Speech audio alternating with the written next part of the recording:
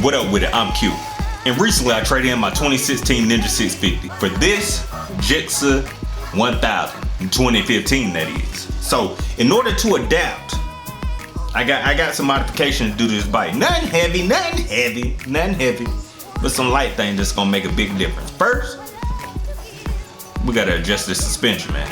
Alright, so right here, we got our two collars on our preload adjustment. I think they got that thing maxed out. I ain't quite that heavy, but maybe they was riding two up. So I'm gonna get this spanner wrench right here, and I'm gonna loosen up this top collar right here, and I'm gonna adjust it accordingly. All right, now that I got the preload adjusted, I'm gonna be using this little hole here in order to install the phone mount. Gotta have that, cause I ride till I can't no more, and I don't know where I be at. So I need that phone for that GPS to get me on back home. So got a ram mount, let's go ahead and throw that in. What we're gonna do is stick it in, push it in there, get it in there. Nice little push. You can twist it around, get it marked, but to be super precise, what I'm gonna do is get a razor. Make sure you don't slice up nothing crazy, but the key to it is you don't wanna cut exactly where that line is. You wanna cut a little bit above where the line is. Just a little bit. The good old push. And I'm gonna make a mark right here. So there we go. So might not be able to see it, but I got a nice little cut, just a little bit above where it actually goes in there. So we can take that out. All right, so I got it measured and cut. We got the piece right here. Here go the top portion right here. You don't even need this portion no more. What you wanna do is now cut off exactly 1 inch from the top. Once you got your piece cut out properly, get your bolt, put it through this holster, like so, bang. Get the washer, that's the appropriate size based on your cutout. Put that on top of there, like so. Then get your actual cutout. In this order now. Then you actually get the bottom piece, this guy right here. Push it through. And then you'll find your bottom nut to put on there. You put it in here like so. Then you screw it in and then you'll be good to go. Note, you will need a hex for the top portion right here. I screwed it in just enough to hold this nut so that it don't fall down in there. Once you got that established, you go ahead and push it down in there like so. Go and push in there, nice and firm. Ugh. And then continue to screw this in, and this will cause that bottom portion to expand. All right, got that nice and screwed in. They ain't going nowhere. You put one side in there like so, put the other ball in there like so, and you can configure it a bunch of different ways. Once you do that, you just screw this in however you want to, and then you got your phone mount. All right, so if you look here, this is how I decided to mount it.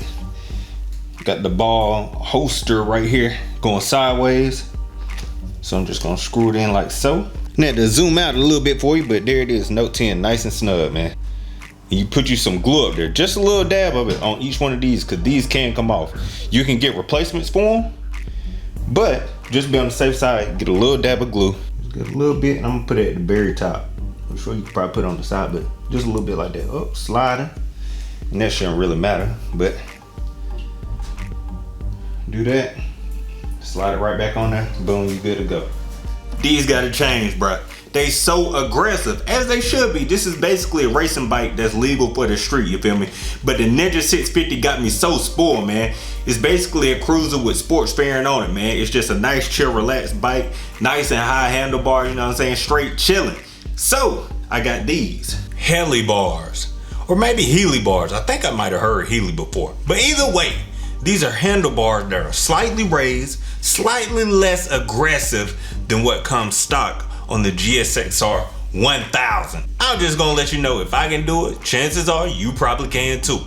Let's go ahead and get into this thing. Mistake number 1, putting the ram mount in first.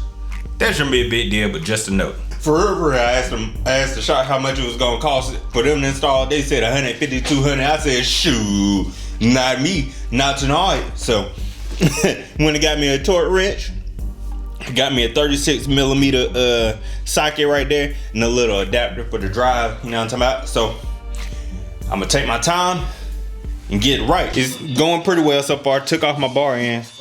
Now, put my 36mm on this guy and just broke it loose. It really wasn't that bad. So now I can twist it off by hand. And this is gonna go. I put my bar ends in a little Ziploc bag. So I'm gonna take this off. I heard everybody say, make sure you keep the washer, brother. So these two right here are going in their own Ziploc bag. And then I'm gonna loosen the bolts over here on the side. And then we should be able to shimmy this part up and off. Okay, the next step, the fork pinch bolts. They said you ain't got to take these all the way out, so you just loosen those up just a little bit, and then we'll be able to slide up this middle piece right here. Now we got the triple clamp off. That's this piece right here. Gonna cover our dash up a little bit. Get a tie, whatever you want to use. That way, you slide this guy up. Got access to a bar, so now we can really get enough. The next step is to loosen these bolts right here. Then we can slide the actual bar off. Then we're gonna take off the throttle assembly. Take off this assembly right here with the clutch and everything. We got this off. Also, I got a big old thick moving blanket on top of my bike to protect the fairing, you know what I'm talking about. Now we get to the nitty gritty. I should probably slide up a little bit right here where I got it resting, but all we gotta do is loosen this bolt up right here, and then we'll be able to slide that portion down off the pole, no problem. The first step is take the grip off, really, but take the grip off. Take this bolt right here off. We hopefully don't have to take it apart, but just take this screw right here off. And there's another screw on this side. So loosen up those two screws, slide it off, and then we'll be able to install the Helibar.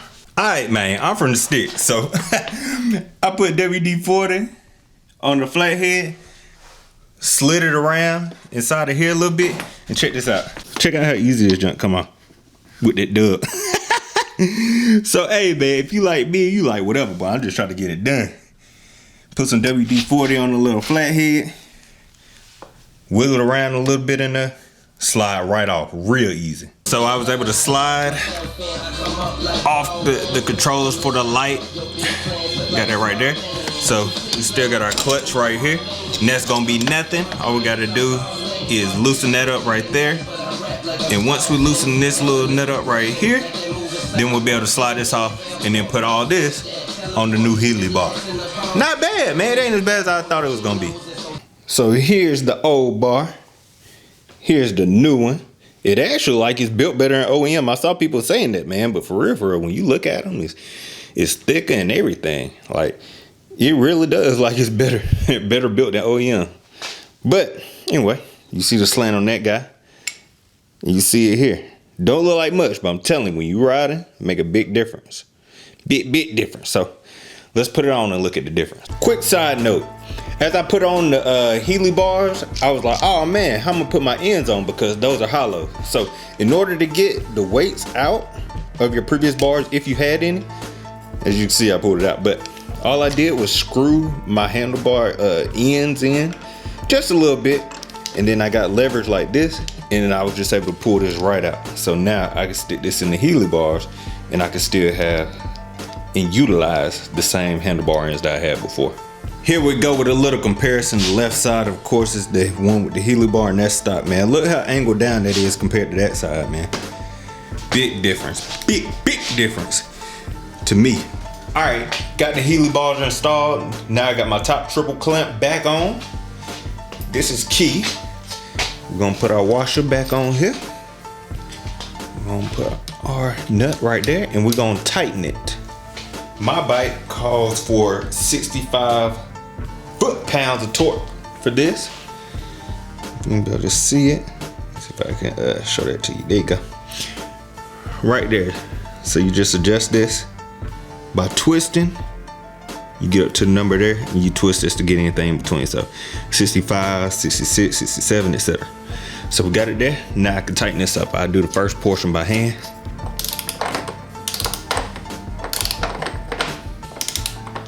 And I should still have my cover over my finger to be 100 with you, because anything go wrong and slip, boom.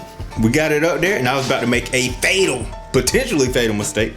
Good thing I slowed down, read the instructions again, made sense of it. So I was sitting here rotating the bars like this. Like, where do I want to put it? Where do I want it? Up here, down here, down here? No, dog, no, don't do that. This one's locked into place because I locked this in. But if you look under here, and I was wondering a little bit earlier what that little bump is for. So hopefully you'll be able to see it. But this little bump right here, this is an anti-rotation dog or positioning dog. So this, you slide this up, and it also makes sure that your height is honest. So you slide it up, and as you slide it up, it'll actually pretty much lock your handlebars in place for you. But like I said, I'm a noob learning. So that's what it looks like though, man. Let's go and get to the shift light or the rev limiter light, whatever you want to call it. You got your select button right here, your adjust button up here. All you gotta do is just hold the select button. Turn your bike on. Continue holding it for a little bit. Now we can hit the adjust button. And right there, you're deciding which lights you want to go with. So this is just beep, beep, beep with a solid white light the whole time. Hit the adjust again. Beep, beep, beep with a blinking light at the top. Or nothing at all. You hit select, and now you'll see 3 little circles pop up at the top. Hit your adjustment button, and this determines how bright the white light right here is. I'm picking the brightest one. Hit select again. Boom. Now you set where that limit is at. For this one, you just hit adjust, and it'll increment up. I believe you can hold it. There you go. And it starts all the way back down. Then the final setting after you set your RPM is the countdown. Do you want it to count down by 250, 500, or 1,000? I don't know. Look at the pace of that 1,000 right there. That's what that's gonna look like.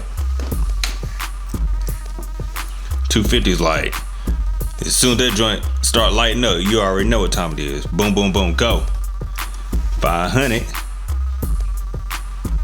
I kind of like that. That's right in between. You can set it as low as 5K. So even if you just want to be moderate, you just want to, you know, maybe drive with for efficiency, you know, you can set it at 5K all day.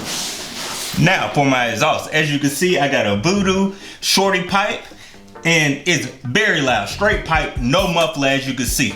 Other than being annoying to everyone around you, for you people that don't ride motorcycles, it could be a very important safety feature. Needs to be loud so people can know that a motorcycle is around. But it's a little bit too loud for my taste, so I'm gonna install this, a Voodoo speakeasy insert. Just insert this guy inside, screw it in, and it takes it down about 4 to 7 decibels is what they say. Every 3 decibels is a noticeable difference, supposedly, from the mathematical equation. How many decibels this really takes off, we'll see, but I'm gonna throw this in so we can hush her up just a little bit, just a little bit. She's still gonna be barking and doing everything, but man, the straight pipe is a little too loud for my taste. All right, this should be simple enough, but with a baby and dog running around, it might not be. But with a little bit of muscle and a lot of WD, I was able to slide this bad boy off. Here we go. This is what it looks like when it's taken off. So it's got an insert in here that we got to take out. And then it's got 2 mount points for the speakeasy where one was apparently, and then somebody took it out. So we're gonna slide that on out, install the speakeasy, and then put it back in here. Let's get some of this slide out action. And this is what we're looking at when you take it out. Bang. Like I said, I don't know if it'll make anything blow up, but I used a lot of WD-40, so by all means, look, it's kind of beat up over here and everything. I don't know whoever had this before me. Hey, all right, lining it up with the thick side up top. I'm gonna go this way so it'll catch. So I'll line up best we can initially. And this might not be the best way in the world, but I thought I'd show you this is my way. So in order to get it, it's a tight squeeze now. In order to get it in there, I put a screwdriver in there, lined up one hole, got that one nice and lined up. And I got the screwdriver coming out the other end. There we go, got the insert installed nice and clean. Instead of being completely lazy, I decided to look up what this is, and apparently this is fiberglass that's used to do quote unquote race packing around this portion. It helps muffle the sound a bit more, and also supposedly it creates back pressure within your exhaust system. But apparently there's a debate about whether you need back pressure or not. Is it good or bad? Either way, this is so beat up, it looks nothing like the video that I watched. And I believe the video I watched, and that's crazy, I just watched it, I can't remember, but I believe it was actually the Voodoo company itself. Theirs was very white and they was winding up and everything.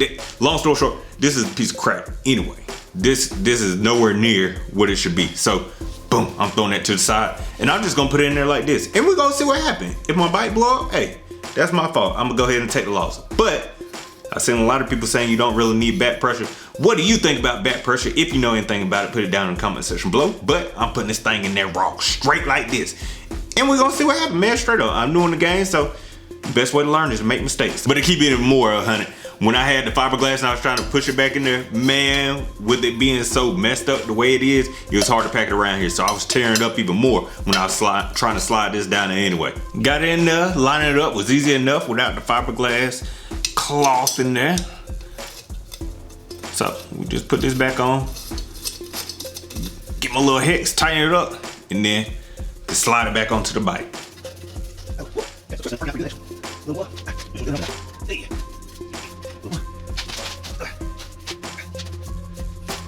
I think it's nice and tight on there. Let me give it one more twist, just to make sure. Okay, there we go. I don't think that's going nowhere. This has been Q of the QT couple, man. Join me for the growth, join me for the journey as I learn more and more about this two-wheel life, you know what I'm saying? I'm trying to get more in depth and not just, you know what I'm saying, be real light on the information side. I'm trying to learn, so put all your game down in the comment section below. What do you ride? Do you ride all year? That is one thing I do already. Early, winter, brutal cold, rain, sleet, or snow, I'm out here, man. I done rode in a little bit of everything, so I'm with it for real, for real. Anyway, thank you for watching. Like, comment, subscribe. Holla at your boy. Oh, and I got some spare keys made, because sometimes it get real.